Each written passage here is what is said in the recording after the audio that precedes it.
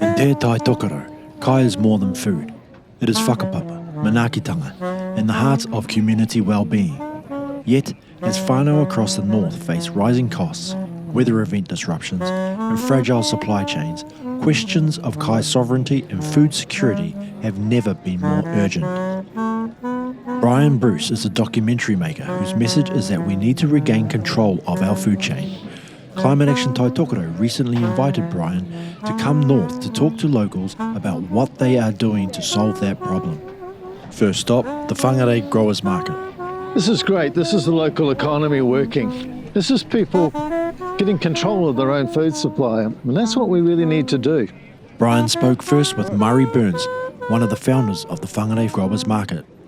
You started this market, is that right? Yeah, well, Robert and I, a friend of mine started, a fellow grower, 26 years ago now. So both Robert and I have been involved in the industry virtually our whole lives. And I worked for Turners as an auctioneer earlier on in my life. And we watched the rise of the supermarkets out of the 80s. And by the time the 90s came around, they totally dominated the fruit shops and they were disappearing. So competition was disappearing. And the small growers were getting squeezed because you're only dealing with two large chains. And there was nowhere for small growers to go. So Robert's idea was, he was English originally, and his idea was the markets as a way of bypassing that part of the system. So, what do you think the benefits to the public are, to the community are, of what you're doing here? well, the first benefit, going back, the benefit is to the grower to start with, because if you're not A, making a living, or B, enjoying it, why would you do it? So when you're supplying a supermarket chain or any big conglomerate, you normally specialise, so you become a monoculture grower. The benefit initially for something like this is to the grower, because I grow 22 or 23 lines of produce, whereas historically when I was in the system I grew tomatoes, and so it's more fun for me. And it's a much more healthy environment because I'm not having to, because the customer's not coming here expecting me to have everything all the time like a supermarket. I can simply say, it's out of season. I don't grow cucumbers in the winter. They're out of season. So I don't have to use agrochemicals because I'm not trying to produce something out of season. And if I'm having a pest problem with a particular crop, if I don't grow it for 6 months, it'll break the pest cycle and I don't have a problem. So I can dictate what I grow to what's best for me. So it's better for the grower. For the public, the problems we have with the public is them learning that when they come to a market, we haven't got everything all the time. And if we're in Northland, we haven't got Hawke's Bay stone fruit, because this is not the Hawke's Bay. So yes, the stone fruit or the fruit is not as good as the South Island, or it's not as good as the Hawke's Bay, because that's not what we grow in Northland. Jeff Griggs is an American who has a degree in environmental science, who settled in Te Tai Tokerau 45 years ago and is passionate about us having self-sustaining food supply systems. This market is a classic example of why I'm supporting it. Local people growing local food, and it's resilient, and we feed the local economy. People are healthy because of what they're eating here. It just ticks all the boxes. So this is just such a great model for where I think we've got to go.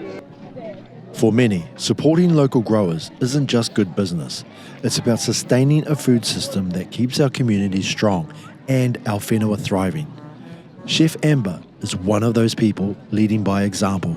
So I shop as local as possible, as fresh as possible, to bring out all the nutrition and all the flavouring and all the goods, and just supporting local community and our local producers. I don't believe in shipping things all around the world. Well, you've just touched on something about reducing the length of the supply chain, isn't it? Which is good for the environment. The effects on the environment, the effects on your health, just the effects on the local community. Like coming here and buying a $3 bag of tomatoes or whatever is keeping us in the system, in the wheel turning, and supporting all of us local.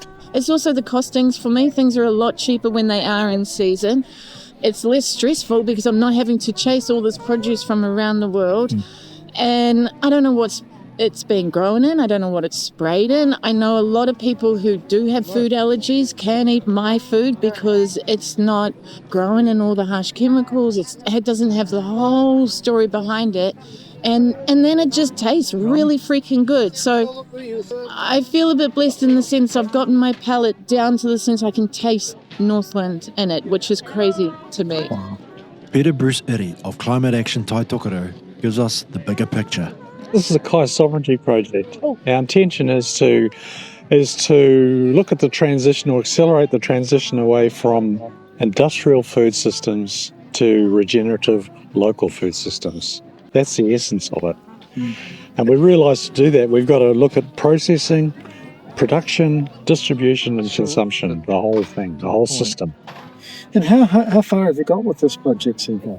Well, as you can see here, there's quite a few disparate parts to it, but coordinating everything is probably the issue, because we're up against mammoth corporations that are dominating the food system. What do you think the next stage is? To try and coordinate people? Well, you and I have had conversations about this. It's all very well to have these individuals working in this way, but we've really got to have some better coordination.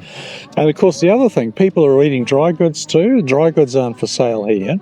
A lot of those are imported. So how do we make it easy for people, perhaps approaching the convenience that the supermarkets offer? Sure. Because that's one of the things that the research we've done has found that convenience is a big thing that supermarkets offer that we don't offer. As we've heard, whānau across Te Tai Tokerau know what's needed: eating with the seasons, supporting local growers, building sustainable practices and regaining control of our food systems. The challenges are real, but so are the opportunities. Dr. Carol Peters is a lifelong community advocate who understands that what we do today determines what future generations will inherit tomorrow. What do you think's needed at the moment in terms to make things better practically for people? So I think there is a lot we can do, but coordination is a key thing. When 2017, as you know, I've got an avocado. Tim and I have an avocado orchard, and I've just given you some avocados. And when at the end of the season, there are seconds that can't go to China or to Australia, and I used to take them to the Salvation Army. And then I thought, well, there are other avocado orchardists who are not taking them to Salvation Army. And what that led to setting up Food Rescue Northland, which is a system for dealing with the food. During COVID, we had a lot to do with food during COVID. Same sort of thing. There was food, but we couldn't get it to people. So the system, some people ploughed their fields in, ploughed their food in, because they hadn't got that system. Now, if we set up a system where we could identify where all the food is in Tai Tokerau, where people produce food, what are the constraints for collecting and distributing it, which is part of what we've done with Food Rescue, but a for profit, so those workers, those orchardists and farmers could make money and get it directly to people and make a better profit perhaps than going through the middleman.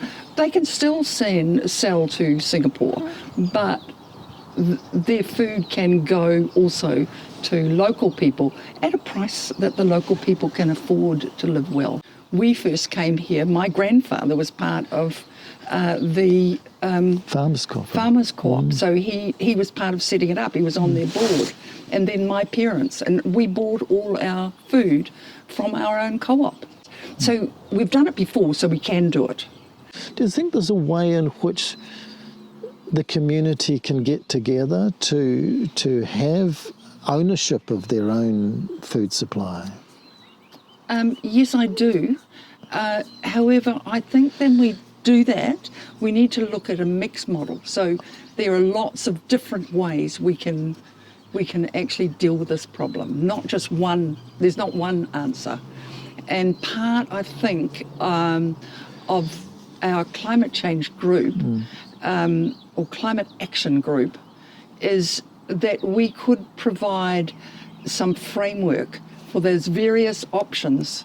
So there's the option of transport, that's one thing. There's an option of teaching people to grow more food in their gardens. There is the option of having not social supermarkets, of having markets, cooperative markets, that expanding the cooperative markets that are happening, like our whānau growers market, which is absolutely fabulous. So not replacing what's happening, but actually enhancing it, spreading it, supporting what's there, not undercutting. So there's a number of ways of dealing with the issue of food sovereignty. Brian also met with Climate Action Tai Tokerau trustee Catherine Murapanga Aiken of Ngāti Kuri and Te Rarawa, who spoke about the need for us to all work together to solve the kai problem. A friend of mine said recently, you know, the whole thing about the divide and conquer device that the colonising forces use, corporate colonising forces, I might clarify. So the antidote to that is obviously not separating more but coming together more. The problem many of us have is we're sort of batting from our corners. And my friend was like, you know, one of our biggest challenges is to see the other, see what we have in common, you know, you and me and I am you. Can we just leave whatever baggage at the door that is not helpful for the kaupapa, And for this conversation, it's about food sovereignty and security. I mean, there are bigger things going on in the world than just our little, you know what I mean? That if we could crack that nut, we'd be a force just couldn't break us. I had the privilege of interviewing Dame Fiona Cooper for about 2 days, about a year or two before she died, and I was particularly understanding the land issue because my forebears lost their land to the English, and the connection to the land, about your identity and the land, is important, but so it is to your food. You know, if somebody else owns your land, then you're owned by them. If somebody else owns your food, then they've got a hold over you as well. And so what I'm about is trying to find ways in which people can have their own sovereign identity, their own identity.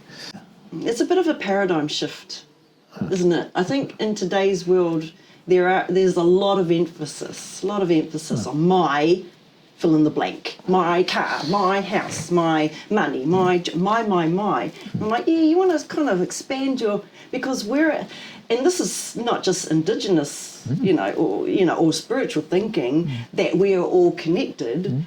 It's now science is bringing this to the forefront. I just think it helps. It really helps to have a kaupapa that's bigger than you.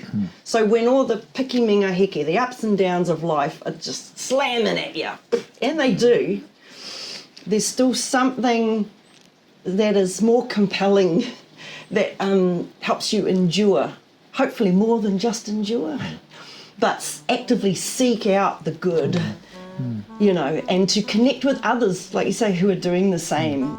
And controlling our own food chain is entirely possible, but will take hard work and determination. Brian met Jocelyn Appledorn, who runs the Holy Health Village Market at Whakapara, who has a Think Global, Act Local kaupapa.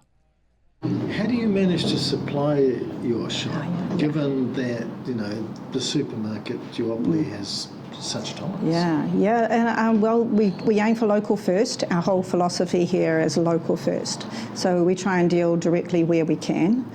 So most of our produce and fruit and vegetables comes directly from locals. Supermarkets are really actually preventing a lot of people from eating well. So you've got a touch of the co-op. Yeah. business here, Yeah, which is yeah. that they get a discount if you become a member. Yeah. Do you charge them for becoming a member? Yeah, they pay a little subscription, which works out at about $3.50 a week, $15 a month.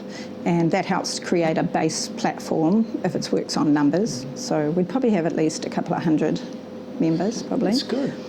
If someone walked in here and went, I really like what you're doing here, how can I start a store like this? What would you tell them?